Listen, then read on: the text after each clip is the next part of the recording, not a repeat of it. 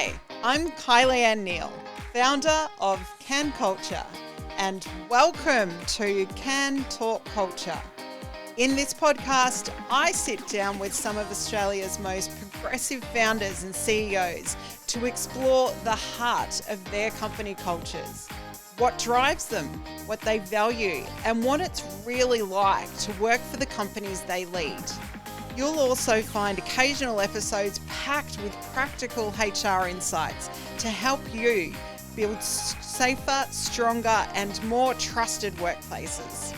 So whether you're a new team member getting to know your workplace, curious about creating remarkable company cultures, or just wanting to know more about implementing HR best practice, you're in the right place.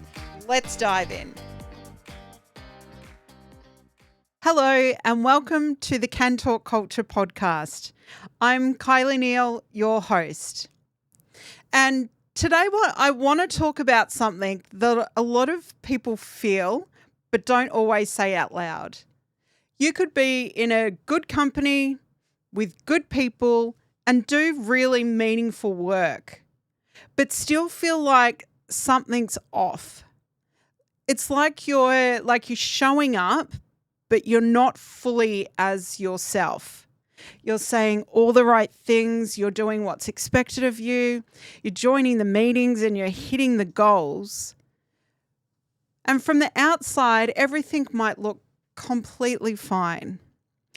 But internally, something feels tight. You might hesitate before speaking. You edit yourself in real time.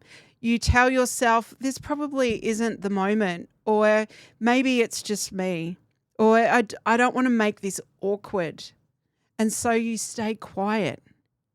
And it's not because you don't care, but because somewhere along the way, it stopped feeling safe to be fully honest. And that's what I'm unpacking today.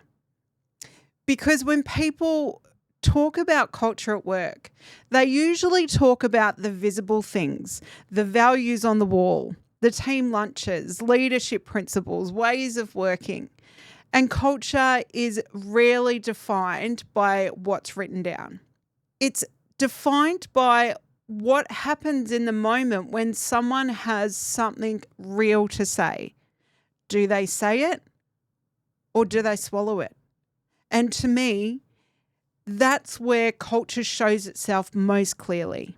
Last week, I was in a leadership meeting, and on the surface, everything was fine. Actually, it was more than fine. The people in the room, they were smart, they were thoughtful, they were experienced, they were good people, like genuinely good people. The conversation was very polished. Everyone was engaged. No one was being rude and no one was shutting anyone down. If you'd walked into the room for 5 minutes, you probably would have thought, this is a healthy team. But I could really feel it. It was a really subtle tension underneath the conversation. The pauses that lasted just a little too long. The way people chose their words carefully. The way feedback came wrapped in layers, the way disagreement showed up indirectly instead of clearly. And it wasn't conflict, it was actually caution. And that distinction matters. Because a lot of workplaces think the absence of conflict means things are healthy. Sometimes it doesn't, it means caution. Sometimes it just means people have learned what's not safe to say. And I remember that no one was lying exactly, but no one was really saying the deepest, truest version of what they thought either. Everyone was giving the workplace acceptable version, the manageable version, the polished version, the version least likely to create friction. And my thoughts were so clear. This is what culture problems actually look like. It's not chaos. It's not drama. It's not people storming out of rooms. It's just people holding back. And the reason that moment stayed with me is because it helped me see something I hadn't fully named before. A culture doesn't always look broken. In fact, sometimes it looks functional. Sometimes it looks high performing. Sometimes it even looks kind. But underneath it, people are bracing, they're restricting themselves. And when people are bracing, they're not really collaborating, they're managing risk. They're reading the room, they're protecting themselves. They're calculating how honest they can afford to be. And to me, that changes everything. And this is the part that I think we miss. Culture isn't what's written in the handbook. It's not the brand language. It's not the value slide in the onboarding deck. It's not the leadership offsite where everyone agrees on words like trust, courage, or transparency. Culture is what people feel safe to say or not say, and that's it.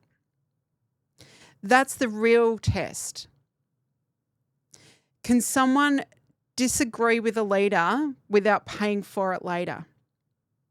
Can someone name confusion without being seen as incompetent? Can someone challenge the direction of a project without being labelled difficult? Can someone admit they're overwhelmed? Can someone say, I don't think this is working? Can someone say, I have a different perspective? Can someone say, I'm not okay? Because if they can't, then what you have may not be alignment. It may be compliance. And compliance is tricky because it can look good for a while. People show up. They nod, they execute, they stay productive enough. Meetings move, deadlines get met, no one's making a scene. So leadership assumes we're aligned, the team's engaged, things are really working. But are they? Or have people simply learned how to survive the environment? That's a very different thing. Alignment is active. It has energy in it. People contribute, they question, they push, they refine, they build together. Compliance is a lot quieter. It says, tell me what version of me works best here. Tell me how honest I'm allowed to be and tell me what not to touch. And once a team starts operating from compliance instead of trust, a lot of things begin to erode, even if the results still look okay. Because people stop bringing their full thinking. They stop taking relational risks. They stop volunteering discomfort early when it could still help. And that's when problems get expensive. And I'm not talking just operationally, I'm talking humanly. When people aren't being themselves at work, it doesn't just affect the vibe. It affects decision making. It affects creativity. It affects speed. It affects resilience. It affects whether people stay. When people are filtering themselves all day, they burn energy. I mean, a lot of energy. Energy that could have gone towards insight and problem solving and collaboration and innovation and honest conversation. Instead, that energy gets spent on internal calculations, things that we don't see. Like, how should I say this? Is this too much? What if it's taken the wrong way? Do I trust this person enough? Is it worth it? Should I just let it go? That's exhausting. And over time, people start disconnecting. Not loudly, quietly. They stop offering the extra idea. They stop raising the concern early. They stop challenging weak thinking. They stop believing their voice will make a difference. And eventually, they may still physically be present, but they're no longer fully there. That's one of the most misunderstood things about disengagement. It usually doesn't begin with dramatic dissatisfaction. It begins with small moments of self-abandonment. Moments where someone thinks, I won't say it, I'll just adapt. This isn't the place. It's easier to keep it surface. Once that becomes a pattern, people drift from their own clarity. And when enough people in a system are doing that, the culture becomes organized around avoidance. And it's not intentional, but effectively that's what happens. Hard conversations get delayed, mediocre ideas stay unchallenged, misalignment gets buried under politeness, and leaders lose access to the truth they actually need. And that's the irony. The more power a leader has, the easier it is for truth to get edited on its way to them. So if you lead people and everyone seems agreeable all the time, that may not be a sign that everything's great. It may be a sign that people are protecting themselves. And I want to be careful here because this isn't about blaming leaders, and it's also not about assuming every moment of hesitation means a toxic workplace. Sometimes people are quiet for personal reasons. Sometimes trust takes time to build. Sometimes teams are still learning one another. People are navigating uncertainty, identity, hierarchy, or past experiences that may shape how they show up. And all of that is very, very real. But it is worth asking the question, what does this environment consistently reward?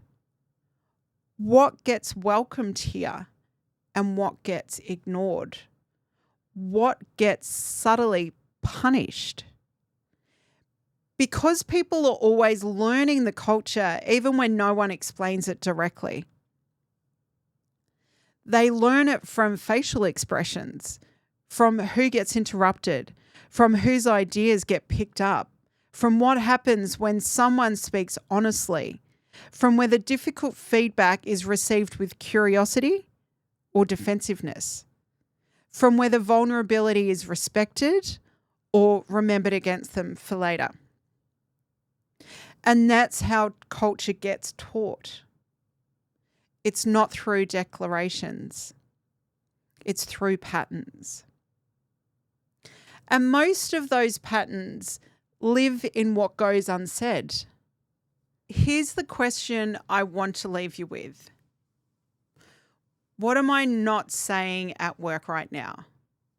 What truth have I been editing, shrinking, delaying, or rehearsing in my head, but not actually speaking? And if you lead people, maybe the deeper question is, what are my people not saying to me? What are they carrying that never quite makes it into the room? What have they learned is safer to leave unsaid? Because culture isn't just what gets spoken out loud. It's what people believe will happen if they tell the truth. And if honesty feels expensive, your culture will always be operating with incomplete information. No matter how talented the team is, no matter how strong the strategy is, no matter how good things look on paper. Because the real work of culture is not getting people to say the right things. It's creating the kind of environment where people can say the real things. And that work is subtle. It's relational. It's ongoing. And it's often uncomfortable. But that's where trust is built. And that's where better work becomes possible. Because what stays unsaid in a workplace, it doesn't just disappear. It shapes decisions, it shapes relationships, and it shapes people. And eventually, it shapes the entire culture. Thanks for joining me on Kan Talk Kulture. I'm Kylie Anne Neal. I hope today's episode gave you a clearer view into the values driving your workplace, or sparked new ideas about building a remarkable company culture. If you're a founder or CEO interested in sharing your culture story, or if you're looking to build a safer, stronger, and more trusted workplace, let's connect. Visit kanculture.com. That's KANKULTURE.com to learn more. Please hit that subscribe button to hear more real conversations with founders and CEOs and hands-on episodes full of people-first culture advice. I look forward to connecting with you on our next episode.